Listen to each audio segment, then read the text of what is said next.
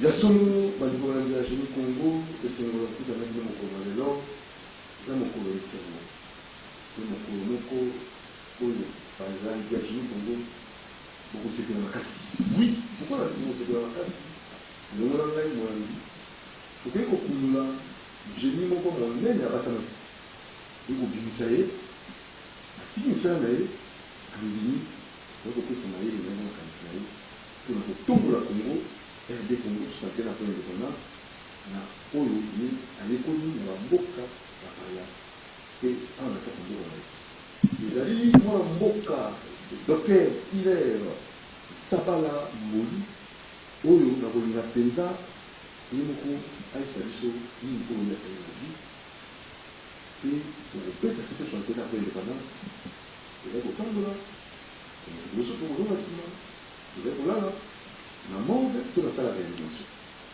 mboke mwana mboka ile Tabala Moli docteur Antoine la docteur Mbote ndeko Dudu Mutiri la solo ndio se présenter que tu vas à au ça ngai naza ndeko lobi kombo nanga docteur Zabala Mbolie il est naza moko o nasali d'études ya médecine naza docteur en médecine chirurgie accouchement na sisa ina université ya Kinshasa et puis na yo sala pe sous économie et développement naza spécialiste dans la question économie et développement et puis na sali pe na mboka bapaya doctorat na santé publique donc naza docteur de sciences en santé publique de l'université Atlantique International University ya Hawaii na mboka États-Unis d'Amérique et puis awa na zali moko oyo azali mokambi ya ONG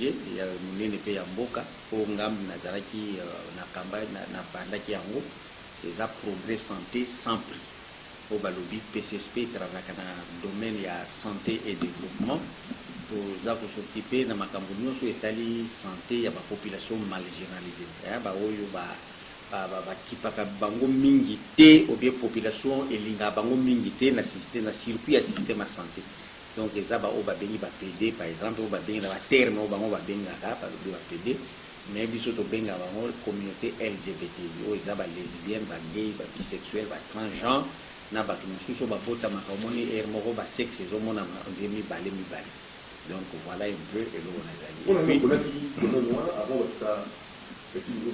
oui mais parce que eza domaine moko na lingaki na sunga bandeko na biso oyo na kati ya circuit normal ya santé publique bazaki eza ndenge na tangelo wana na sala ki centre et puis sala ka travaillati lelo oyo esokipaka spécifiquement pour na batwana donc naza moko oyo na cadre émission na yo na mimi ki génie na innover na kotisi matière ya sika na kati ya santé publique oyo ezalaka te oui na tcheli bango système ya santé na système na programme ya santé destiné spécifiquement na batwana o lelo efandi na kati ya système ya santé na niveau ya Afrique puis na monde donc na sali yango na Madagascar ba Gabon banani ba Congo Brazza Togo ba Cameroun tout ça donc to kotisi yango na kati ya système de santé et sa fonction donc ngamu na yena makamwana c'est-à-dire que ça va génie à part ça naza moko oyo naza ambassadeur de bonne volonté na États-Unis d'Amérique c'est-à-dire banomaki nga mpona makambo nyonso na uto episode na osala na kati ya communauté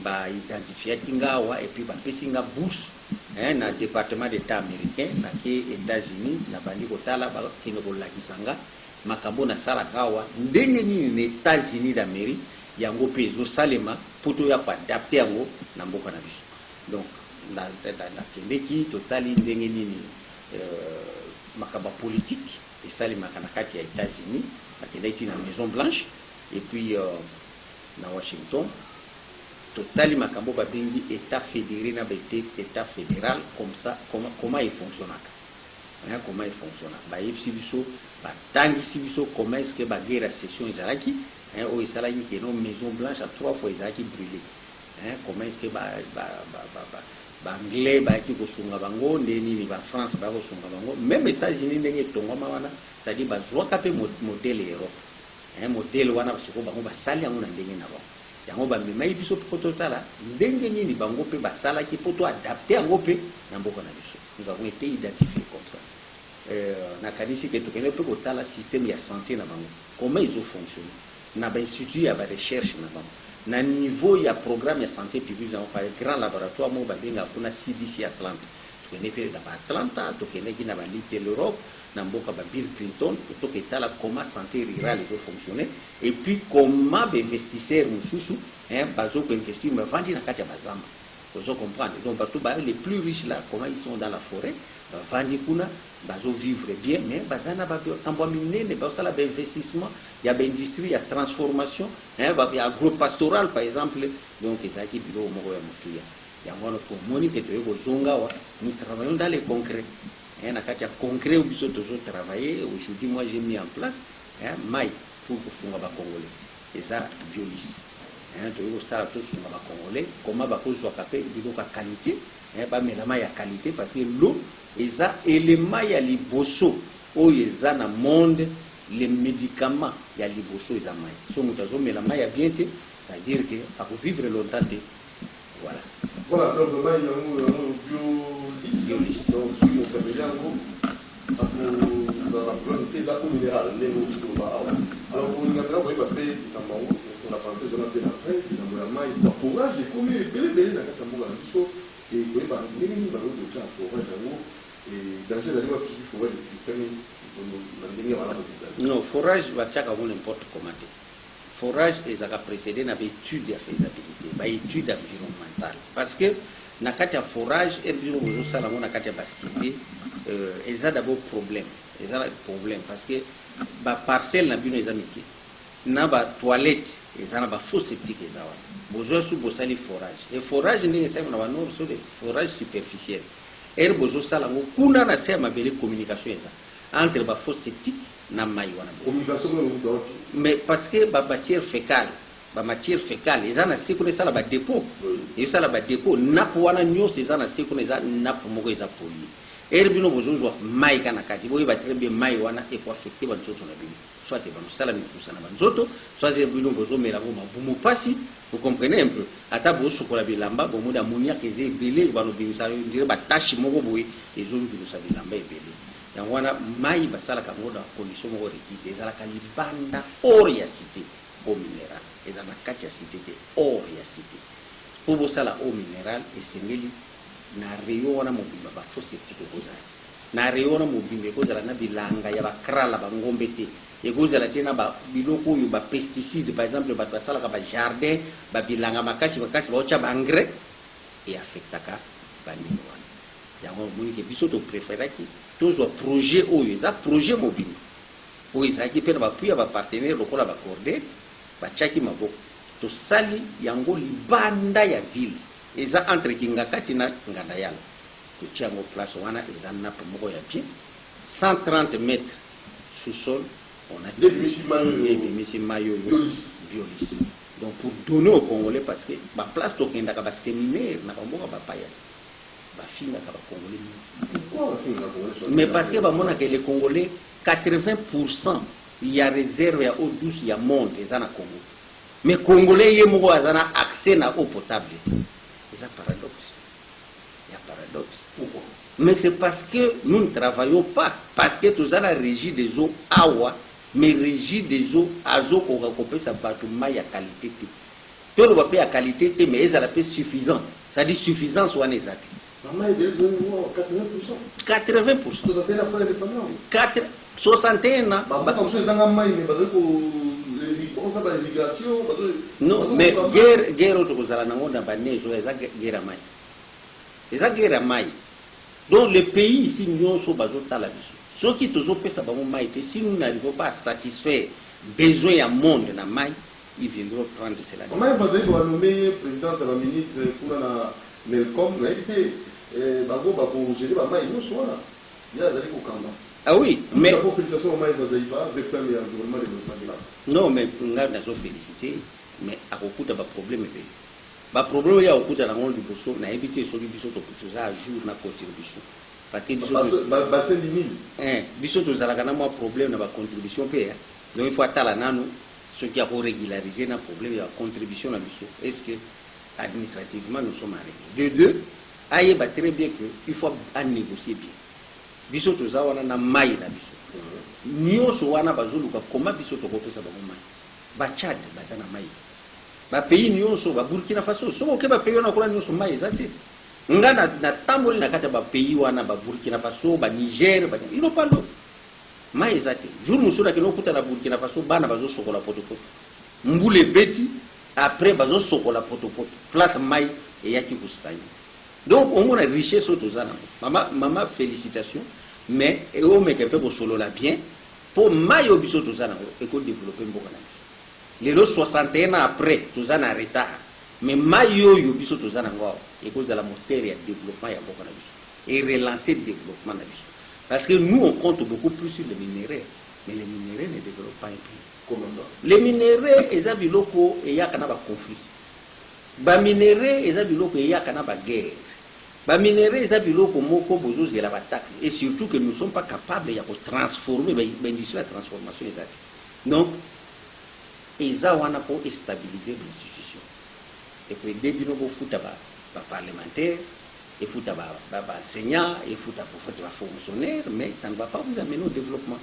Et le développement, question, moi, je voulais avant la question fondamentale, où le cas de l'État sur l'indépendance, vous savez, vous savez, il faut est-ce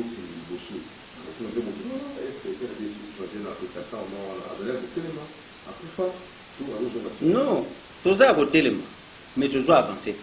Français lobby qui n'avance pas recule. 61 ans après, pendant que tout ça n'a rivière, n'a lac, bambisi bazo pula, bazo nuna, bazo kouf. Mais monsieur de Namibie. 61 ans après. 61 ans après, Massawo Zoutangola. 61 ans après, ce qui est dans Sumbalesa, tout ce qui est Kosomba Boudin, ceux qui ont traversé frontière, il y a Zambie, à quelques 100 mètres. Bacheli Bino ba boucherie, Bacheli Bino ba battoir, mais nous on n'amène rien, sauf seulement toujours même, tout ça la externalisation. Il y a des minéraux. C'est-à-dire, ben, na ba camion milai wana minéraux bruts, il y a des baosalani, mais nous-mêmes, nous ne sommes pas capables de produire, nous n'arrivons pas à produire parce que l'investisseur local bazati, parce que production locale est zati.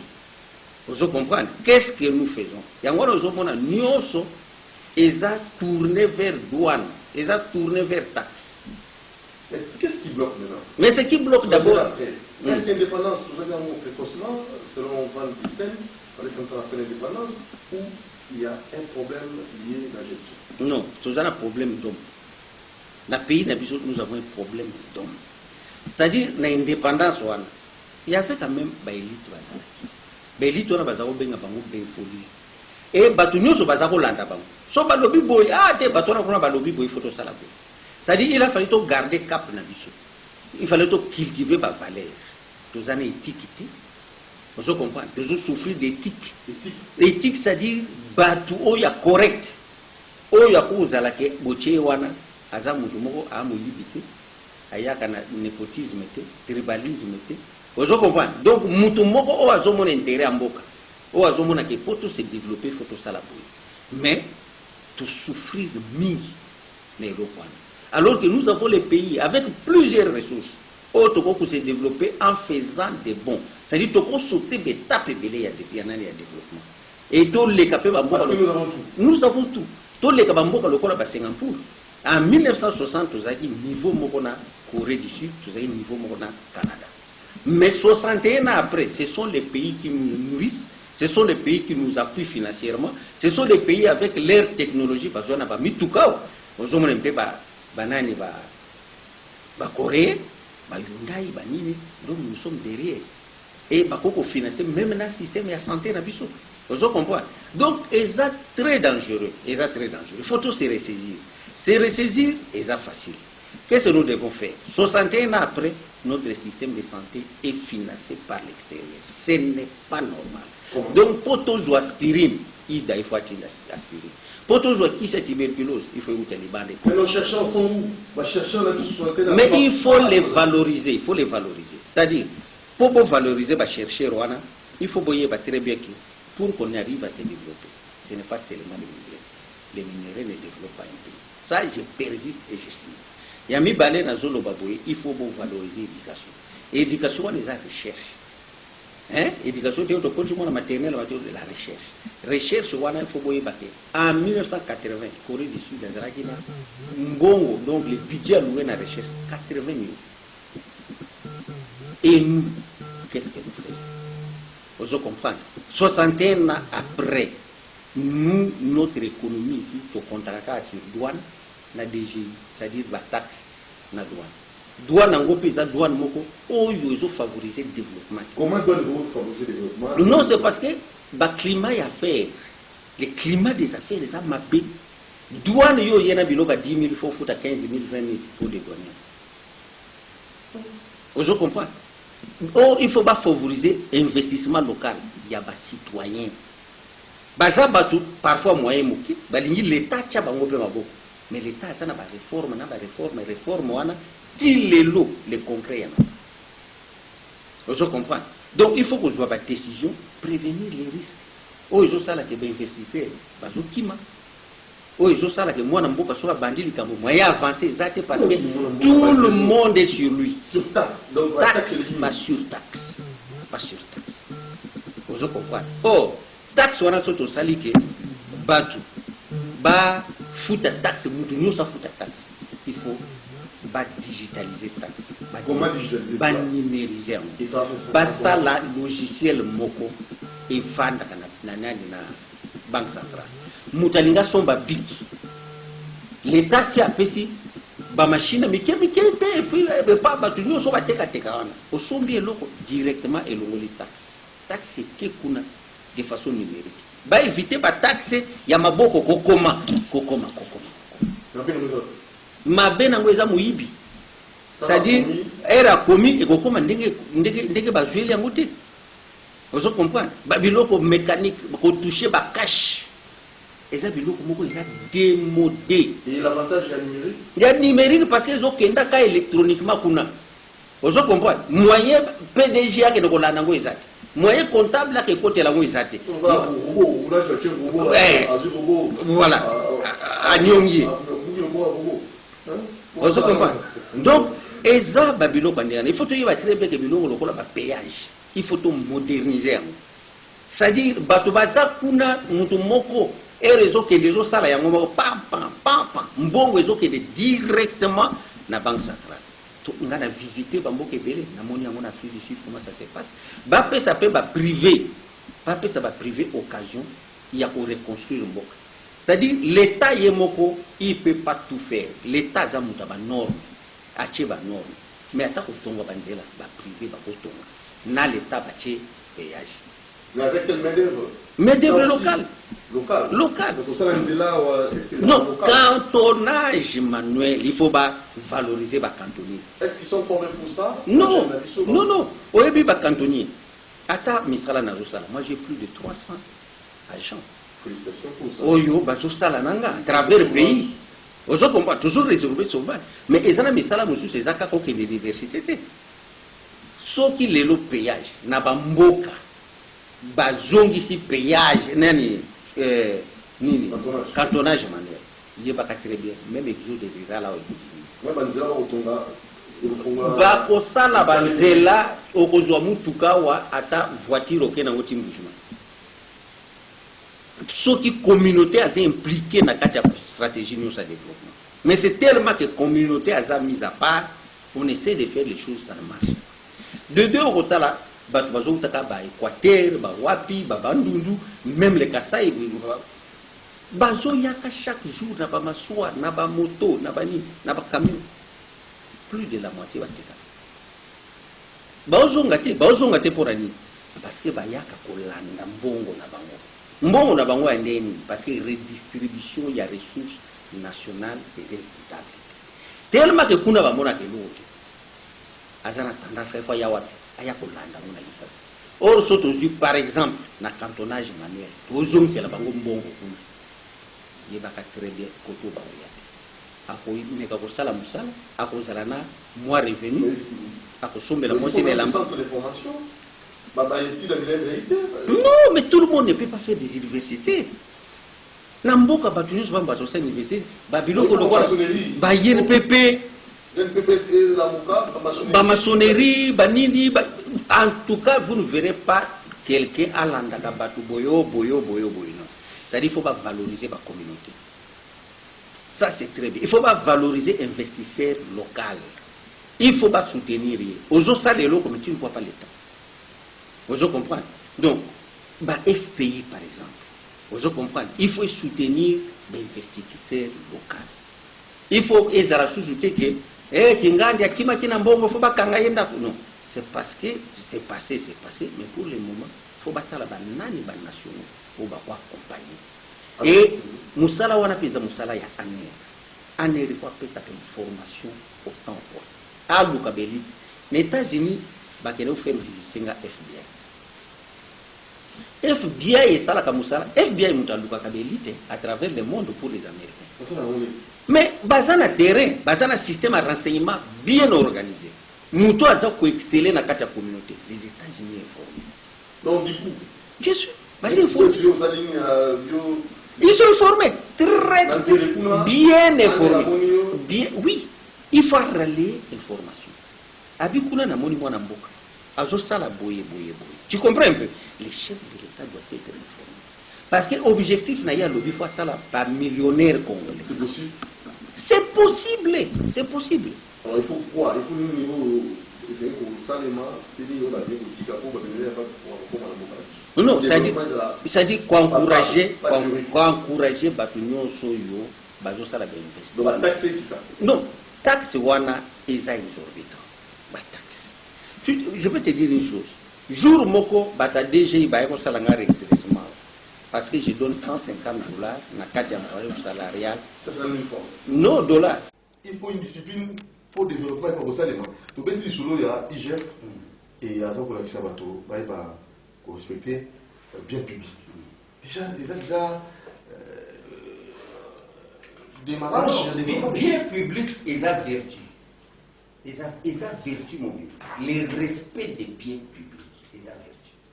Ils ont dit que Batouni, on ne peut pas ministre, on va aller dans le temps, à la mouki, à Teki, place public. Place. Donc, patrimoine public, c'est grave. C'est grave. Donc, là où il y a c'est grave. Bon. Là, je profite de l'occasion de lancer un message à chef de l'État. À intervenir pour mettre fin dans le bureau. 80 000, 100 000. Espace destiné pour la construction. Il y a un laboratoire international à Congo où ils ont géré l'Afrique pour la capacité d'épidémie. Ebola, Covid, Sida. Alors, pour revenir dans ma campagne IGF, félicitations pour les chapeaux, parce que ça combat déjà l'impunité. Mais les résultats. Moutaïbi Mbongo, Oyebi 100 millions, Oyebi 200 millions. Nous sommes 100 millions. Les actes pour ça, les travaux forcés, tout ça, nous sommes 100 millions. Nous sommes ici Mbongo, va participer dans le développement du pays. Nous comprenez tout. Alors, ce qui est là, tout ça a retard ou tout ça. C'est dû à quoi? C'est dû à manque de discipline, manque de respect à bien public, manque d'intégration de la communauté dans le projet de développement, manque de politique de distribution équitable de la ressource. Vous comprenez? Manque d'audace pour oser sur les questions du développement. Comment oser? Il faut commencer par construire des routes. Commençons par la construction des routes. Donc, on a là. Tous à 5%, il y a des routes alphatées. Non, mais c'est ridicule. C'est ridicule. C'est ridicule. Un jour, nous sommes en Chine, dans Vandiboui. Nous sommes entre Shanghai et Xinjiang. Mais, je te dis, c'est un scandale. Parce que nous avons une ville inhabitée. Nous avons une ville. Mais dans la construction de la route. Non, il faut tout se référer. Les pays nous appartiennent. Les lots ont été dans la salle de réveil, impliqué l'université de Kinshasa, faculté à sciences pharmaceutiques, tout ça les mains. Ça c'est le résultat. C'est le résultat. To ça il m'a Biolis. to corriger ce que nous pouvons donner dans notre population. Na domaine nanga. Donc, maï, en tant que première nourriture. Oui. Ceux qui ont mis la maï, il y a Il y a bien au vivre longtemps. Il y a mabe au kufano. Ceux qui nakati ba yon, ils a mabe. Si nani mungu ayebele ba yon sobyo. Batu mususu ebi kongolais na lo lendo na. Congolais ni ko melaka mai e uti poto. Na tina poto ti awa mai amweza. Na yisi bino que 80% mai wana réserve au douce ezao. Mais ils ont préféré qu'on mette la maille au qu'on mette en haut quand on a monopole. Ils ont éliminé Mouwa. Mais ça m'a bien, ils ont déjà hypertension. Ils ont une prédisposition à l'hypertension artérielle. Donc ils mettent la maille, ils ont ça qui va me soulever mais bien sûr. Au moment où on a forage, on a un faux sceptique. Maki Ascaris, c'est ça, 40 ans dans ma bébé. Maki Ascaris, 40 ans dans ma bébé. Et ils ont mis la maboumou. Ils ont vu. Ils ont mis la maille, ils ont d'abord maille à Watilo. Ils ont mis la maille, maille, muki libungu dire vimbi. Ils ont mis la maille, ils ont arrière goût. Ils ont mis la maille, mungo. Donc ça m'a fait. Non, c'est très mauvais. C'est mauvais. Nous avons mis la maille, il y a mon prix à cher, il y a moins cher. Mais plus cher, on consomme à peu 10 000 francs. Ou 12 000. Mais il y a ma bé. Parce que vous avez la peau. Aujourd'hui, on a tandami Congolais complexe, décomplexé. Biloko Malunga et Zana Congo. Donc, il y a bien des animaux. Bien sûr. Bien sûr, le la biolis. Oh, le monto, à vous, mais bien mon. Le la biolis. Le la biolis. Batamaï, Bassali, lecture, investigation, la qualité na biso. Et voilà, on a dit, en tant que génie avec le bio. Exact. Oh, le résultat pour la mboka, pas la maille, oh, le mobile. Résultat, il y a Biolis. Maï au minéral et l'autre en cité. Donc, ça, il faudra que Sika. Et Sika va activité. Oh, il y a pollution. Il met des salinités. Bah, enfouissement, bah, déchets. Il y a des déchets, bilanga, il y a des engrais, parce que explique-nous, parce que ça, c'était aussi la question primordiale. Pour la forage, il y a partout. Tu vois, mais la main à forage, vous allez gérer une abysso sur le Congo, sur le Namborayo. Tango, bah, ça, la Congo. Bozo, Timola, Timola, il y a des... Non, il y a des études préalables. Il faut les avoir des études préalables. Il faut passer l'idéologie. Il faut que la santé publique, il faut collaborer dans le laboratoire, dans l'université, de telle façon que la qualité à main. Si on peut dire que la qualité est beaucoup mélatée, ce n'est pas bien pour la consommation. Mais, beaucoup de choses, vous comprenez, pour on a savon. Allez-y comprendre. Non, parlons santé, c'est ça qui nous concerne aussi. Santé congolaise, dans les tombes. Maï au chocolat et forage, et comme si bilamba mwindo, et tout si lamba. C'est comme maïango, yopo yoko melango. Docteur. Mais yango. Dans le melango, ça n'y n'a qu'à. Non, déjà lamba pembe c'est trop acide. C'est trop acide. Et les autres nous c'est lamba ya yani, c'est acide. Trop acide. Et les autres melango yomo. Calamine était l'estomac, calamine était baboué. Donc, eza kotika ba pratique. Ou les ambientés. Ceux qui maillent à forage, au monde qui est équité, pour informer, où ils apprennent à ça, où ils apprennent ça. Donc, on met un laboratoire, on va faire l'analyse. On va faire son bulletin, et puis on va faire la restriction. C'est bon pour la ficelle, ils ont bien pour la lessive, ou bien ils ont bien pour la consommer. Tu vois un peu. Est-ce que ça fait pour Biolis? Vous avez tout vérifié? Bien sûr. Nous avons tout ça, nous avons norme, et puis concours. Il y a faculté, il y a sciences pharmaceutiques dans le laboratoire où on va bien la Comeda, l'université de Kinshasa. Donc là, en tant que génie, on va vous apporter un plus. Bien sûr. Tout ce qui est complexe, il y a l'alimentation. Non, il faut un petit complexe. Maya Mindele, ou non, il faut un petit complexe. Il faut un petit complexe. Le Congo, c'est le pays où il y a tout. Alors, nous sommes on a des normes. Le ministère de la Santé, il faut veiller. Il faut veiller. Bien sûr, il faudrait qu'on puisse avoir la notariété sur bateau et qui en tout cas ça les beaux comme les colo mais tu comprends que tout ça bien tout ça va bien dans population à population so nga na sali biloko mabe yo eromela so zani ko nanga cousin nanga mama nanga bo mais okufa okufa mbona obimisa nga na obimisa pete za yana yanga donc il faut que yeba très bien que en premier lieu il faut tolinga na mboka na biso et c'est facile 61 ans après. Est-ce qu'il y a un Congolais actuellement il y a pas là mon fond Congolais et Congolais voilà est-ce qu'il y a un soutien non biso to sala biloko d'abord un aïso est un projet. Projet Simanango et un organisme pour accorder à travers le Fonds mondial, la mécanique qui est logo, biso to développer. Vous comprenez, malgré ça qui est abilité, mais to continuer, tito comme na souka. On appelle contribution na biso. Parce que même pays na biso, na kati système ya santé mondiale, ba pa ya ba kopi sa yo loko. Mais yo mo kopi fozani, il faut tia oba bengi contrepartie. C'est ça qui souffre dans le pays na biso. Pour la plupart contrepartie exact. Et ndé na zako lobake amen. Aza informateur clé ya chef de l'État. Il faut aller que na makamba développement na minute côté pour les années de Congo il est un sambala côté yo chef côté chef et les chefs peuvent visiter à encourager biso. Vous comprenez? Dans le domaine dans le domaine à Balé, dans le domaine donc tout ça on veille. Oui, on veille. On veille. Donc il faudrait que biloko na esalima bien. Alors tous a la capacité à sauter l'état de Bénin. 61 ans après, Bampio disons que Namibie, il a besoin de Libana, Bilamba biso moko to kosala te, Bilamba uta na Chine, tout cela taka tombola waka fripé. Donc mes chers amis, mes chers compatriotes, comprenez que to kosala makambo ebele. Tout ça mutuna se tout lingamboka. Douane surtout douane chef de l'État a quitté makambo douane personnellement. Et comme douane pour le développement, pour le sous-développement. Douane pour le développement, c'est-à-dire qu'il faut climat va faire au bateau de douane, l'allègement de taxes. Au moment où on a la douane, bateau fout au GFR, bateau fout au FPI, bateau fout à Boui, bateau. Donc c'est-à-dire que l'institution nous il y a l'État, il faut ajouter l'autre côté. Ce n'est pas bien. C'est pas bien. Donc il faut pas alléger les taxes. Et ça n'a pas beaucoup comme souci pour ressentir douane terre. Ça va Bénin. On va dire ça va ok Bénin pour l'année parce que douane aux sentir. Et quand on fait comme ça, ils ont permettre bino bon mata. À part douane.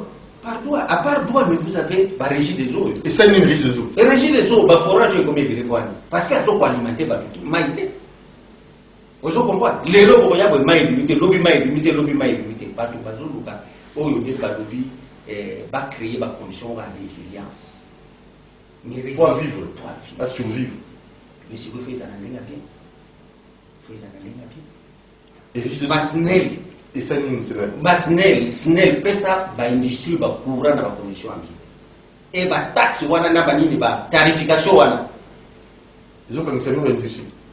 Au fond, le au parce que ba ko bambo facture à liboso. Vous comprenez? Et il y a un peu pour ba raccordement ça il m'a ba site sika exact. Et là développe courant ce qui est développement. Alors, après, il n'y a pas un enfant, en fait, fils du pays, ou à sali boulangerie, ou à sali alimentation, parce que ce qu'on va dire, ou à sali activité. Mais ils ont quand même pas exemple, il y a pas de DG.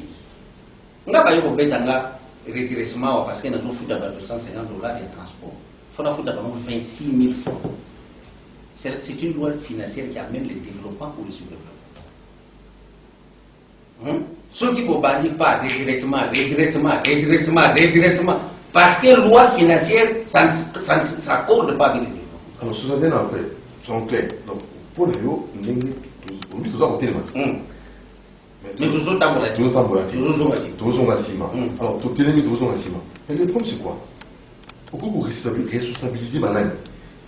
Il y a des politiciens, il y a des professeurs, il y a des populations. Non, à tous les niveaux. À tous les niveaux. Responsabilité. Responsabilité, c'est-à-dire que le pays, nous devons être dans les concrets. Pas français, au concret, il n'y a rien. Donc il faut tous à la bâtiment, toujours ça la matambo, où ils en analysent l'impact. La vie, tu dépenses qui peut être l'impact dans nos abonnés. Tu lis tout ça la base là, tu impliquer la communauté pour le payage, tout ça là cantonnage aux hommes tout le monde a titre comme une bougemaille na voiture na ketch grâce à la participation à la communauté. À l'époque c'était comme ça. Donc tout baby ça va valeur au communauté na développement tout baby ça te au ça le coup mboka mais tout ça là où ils ont intérêt ya mboka. Alors quelles sont les bonnes lois financières pour permettre à ceux qui développent ça? Non mais il faut pas ça la réforme. Donc ça la analyse. Parce que nous participons dans le contexte il y a par exemple moi et mon organisation surtout en 2015 il y a une affaire de 250 000 $. Beaucoup de gens comme ça. Oui, il y avait un peu. 250 000 $. Moi j'ai plus de 300 gens à travers les pays. Tout fout à IP, vous comprenez, ils ont tout ça là, dédouanement, et puis nous payons cher. Et ça, la série, on a fait le dédouanement des histoires qu'on a achetées à 40 000 $. Et on a payé plus de 40 000 $.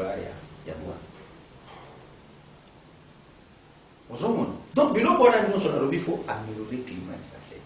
Il faut tout sauter d'étape. Tout le monde fait vous avez la première nécessité pour le valider. Non, mais parce que et ça, opérateur économique. À un certain moment, ils sont coincés par la douane. Ils vont faire quoi? Et puis, là, on a 61 ans après. C'est qu'on négocie pour Bakiti Sawana. Et ça, l'eau soit combattée. Et ça, l'eau soit Thaïlande. 61 ans après. Oh, bah, l'eau soit Bakiti ça. Et ça, plus de outils na Tanganyika. Mais ça, plus de outils na Namibie. Oh, bah, l'eau soit Bakiti ça. Et ça, ma sang ou outils Katanga, au Bia ou la Kassai. Et ça, ma sang ou outils Zambie. Donc, nous n'avons rien. Rien, il y a pas ça. Comment est-ce que 61 ans après, tout, vous n'en avez rien? Mais c'est pas ça. Non, nous produisons pas. Espace, est-ce que ça, il faut bilan. Il faut agriculture, tout privilégié. Le ministère, on est sur la Makoki, ministère de l'Agriculture, ministère. Non, mais Makoki est à la priorisation. Et l'autre, c'est la priorisation. Et le budget de l'État aussi, ça aussi. Mais le budget de l'État, c'est ça, c'est que nous disons que l'État a toujours un budget déficitaire. Imaginez que tu as une loi financière en 2021. Mais ça, tu as bien, budget en 2021, c'est ça. Et ça va budget consommer à l'avance. Et il y a toujours vivre dans le crédit budgétaire. Et quelles conséquences? Les conséquences, c'est-à-dire que ça ne couvre rien et tout qui gap. Les choses qu'on devait faire en 2020 ou 2019, ils les ont là. Parce qu'il n'y a pas eu de financement en espèces, mais plutôt ils ont là. Bon, déjà, c'est ça. Vous comprenez? Parce qu'on a vécu le crédit budgétaire à un moment. Et c'est pour il faut que nous avons gap pour le compte. Attends, si vous comptez sur l'extérieur, pour budget, financement, pour la plupart des arts extravertis. Mais, la carte extravertie, et c'est nous qui donnons les contreparties. Mais tout ce que vous dites là, non, entre nous, pays riches, minérés, le pays tout ça, aujourd'hui, avec tout ce que nous avons comme richesse, on a faune, flore, tout, les amis. Mais qui produit? Il faut priver. Un pays se développe avec les privés. Ça, la situation va priver. Au bazar locaux, quelle est leur situation? Est-ce que bazar d'industrie, combien de Congolais bazar d'industrie? Vous comprenez? Aujourd'hui, le pays se développe avec les industries. Il y a transformation. Exactement.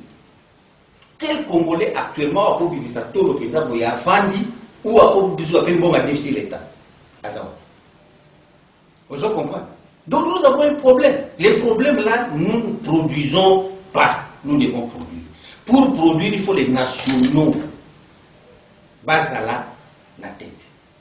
Parce que la fuite à capitaux est belé. Il y a un secteur non.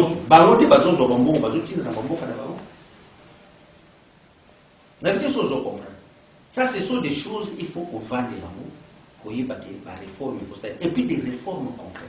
Alors, objectif développement durable, comment tu peux atteindre en haut, autour en milliers de malamu, escapula la malamu, soins de santé malamu, non soins de la malamu. D'inviter, et pour ça, la génération présente et future, est-ce qu'on peut vraiment atteindre au début? Oui.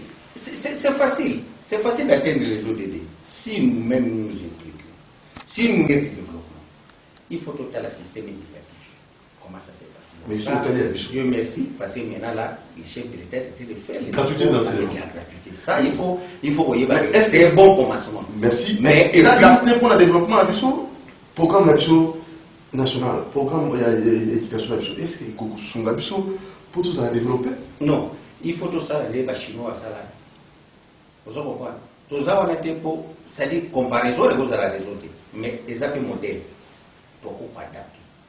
Au que était la Chine, nous avons sur l'histoire de Napoléon Bonaparte. Bazotang sur l'histoire de Jacques Chirac, Nabanani, on a dit que nous avons la guerre, Empire romain. Ça vous profite à quoi? C'est une culture générale, vous pouvez apprendre à monde. Vous comprenez? Mais vous êtes là, il faut apprendre moi comment travailler soi-même pour que nous puissions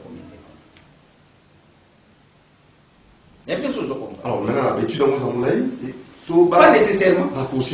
Pas nécessairement. Yo zo kona kutu ba système d'éducation et commun maintenant ba raccourci. Oui, système de LMD.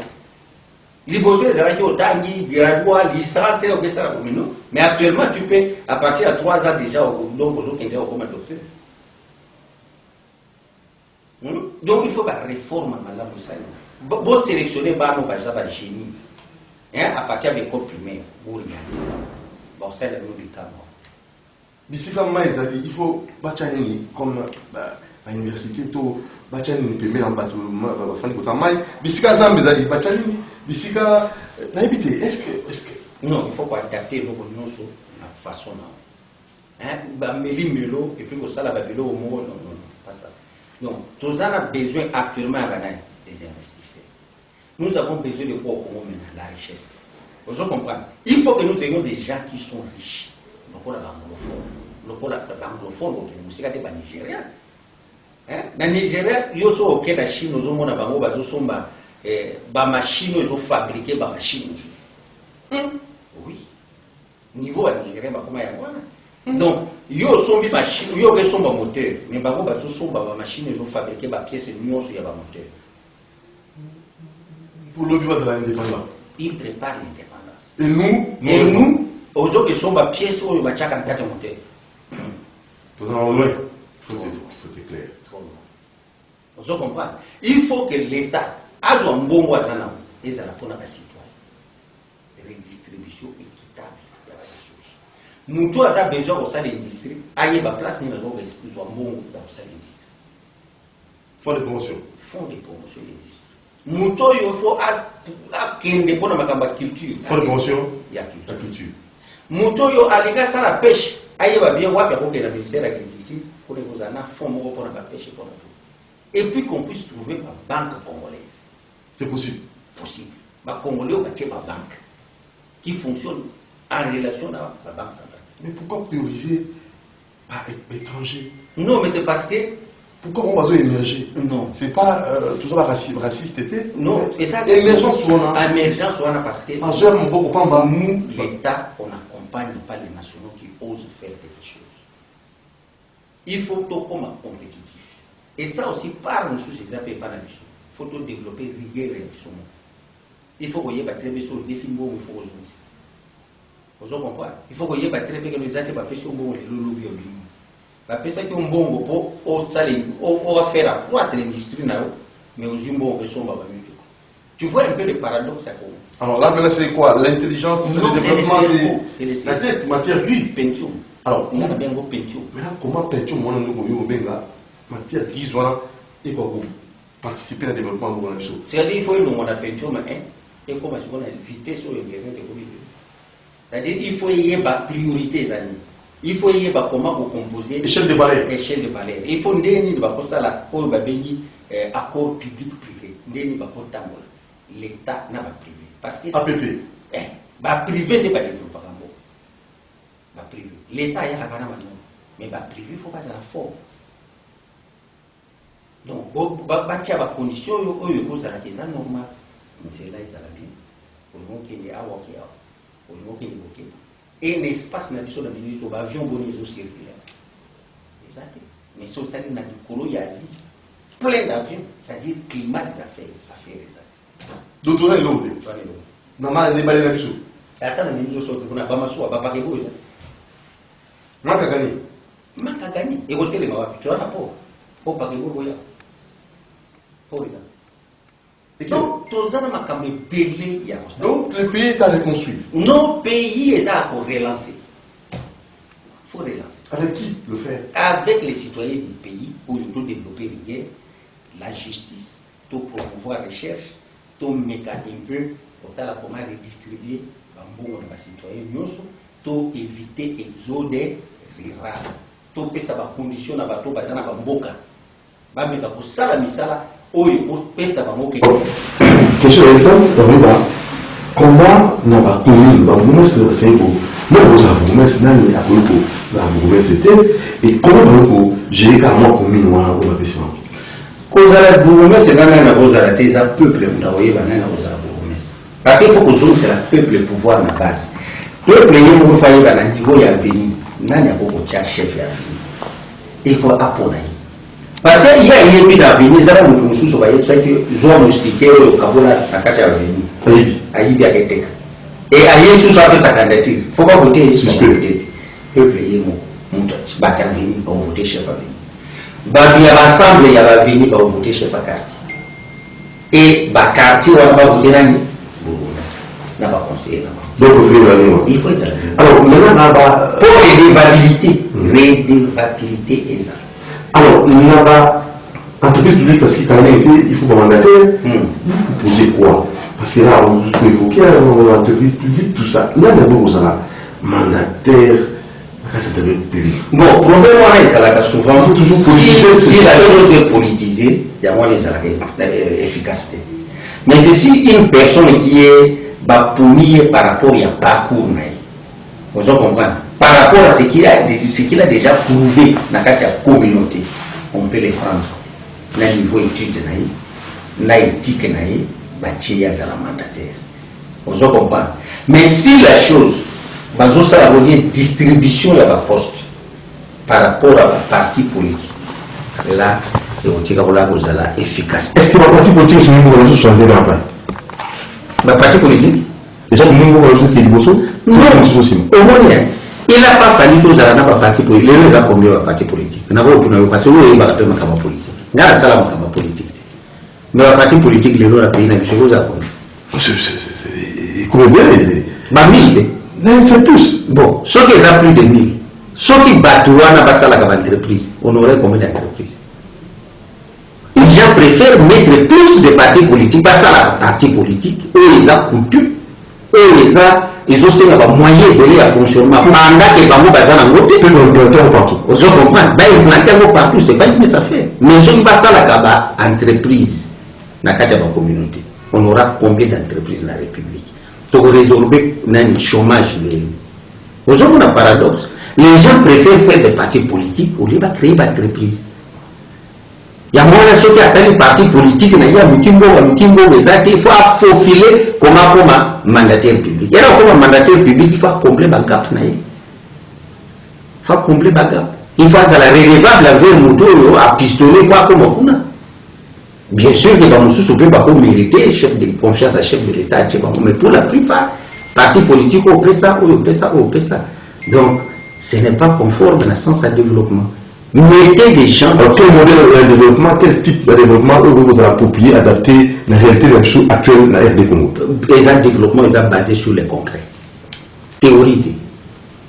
Vous comprenez? Vous voir les gens venir dans l'île à exposer théorie, à développement, il y a agriculture, papa et Syrie. Mais il faut programmer le Moutaïena, aspect à développement, il faut tout ça la bouiller, et on met cela en pratique. Total. Et on évalue. Total, là où ça a échoué, là où ça a réussi, leçons à tirer. Exemple, alors vous, en tant qu'acteur à développement, en tant que aussi docteur, professeur, docteur en santé publique, maintenant, ceux qui sont là, santé à comment ils ont santé après. Mais toujours au Bayamouana, donc système de santé, les a sous-traités. C'est ce que j'ai dit. Parce que tout ce que nous faisons ici, ils ont dépend de l'étranger, ils ont dépend de l'organisation et les soins de santé internationale. C'est-à-dire que les soins de santé, il y a qualité et il y a paramètres ébélés. D'abord, capacité à bisomoko, il y a pour gérer le système de santé. Capacité à bisomoko, il y a pour financer le système de santé. Est-ce que l'hôpital est suffisamment financé? Est-ce que l'hôpital est adapté au monde où les bandes ailleurs va hospitaliser? Il y a en 1975, on a fait d'ici pour hospitaliser. Et c'est actuellement c'est le cas. Donc, tout ça a un gap, tout ça a un défi à relever. Il faut tout ça, il faut tout mettre un peu pour ça le rattrapage. Tout mettre pour contribuer à l'épanouissement du système de santé. Tout ça la contrepartie. N'a pas eu papa ya baso ya nango. Tout éviter de mettre tendu. Tout ça le la bateau baso senga au monde. Et ça répondre à la taille de la population la biso. Et pour ça, nous avons chité dans le canal qui n'a pas système de taxe.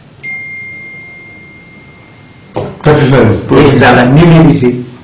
Et ça l'a un logiciel où nous sommes payé à la taxe. Et ça l'a été un panage à bateau Morobo. Et ça l'a été un monté en entreprise.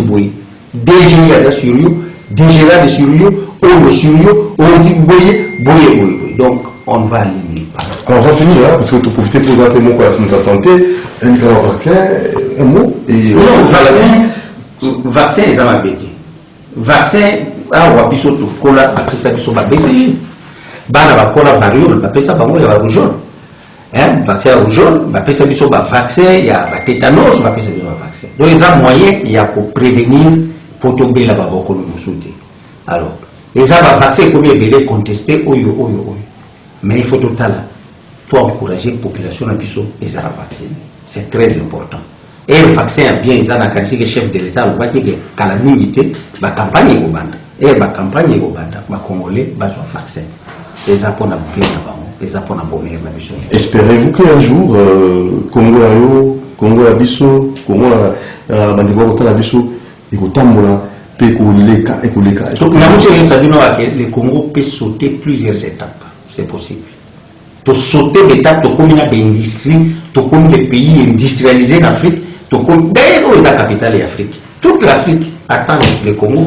Mais les bisous toujours marcher les pas, il va très bien coller les Alibans. N'a pas payé, il y a une vitro, il va payer.